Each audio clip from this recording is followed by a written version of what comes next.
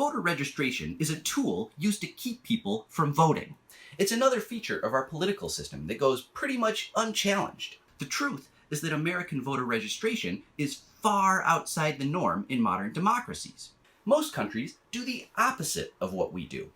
In other nations, it is the government's obligation to ensure that every citizen is registered to vote.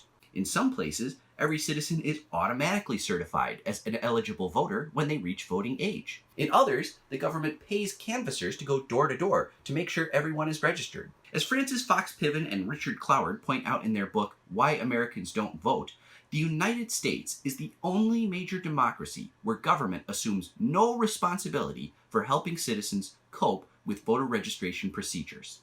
This is bad because putting private organizations in charge of registering voters skews the electorate.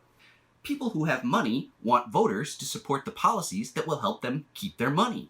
Therefore, the people with money give to groups that will make sure the people who get registered are the ones who are most likely to support the policies that are good for the rich. Likewise, the major political parties want the support of people with money, so they are more than willing to play along. Pleasing the rich is what keeps the major parties competitive in America's money-driven political economy. Private funding encourages class-based politics. One study exploring the decrease in voter turnout between the 1960s and the 1980s found that half of the decline was because the major parties stopped contacting voters. Voter mobilization has a class bias. Neither Democrats nor Republicans ever stopped reaching out to upper-income earners. That's because when rich folks are mobilized, they are more likely to give candidates money. One voter mobilization study showed that Democratic efforts to reach out to top income earners jumped almost 400% between 1980 and 2004.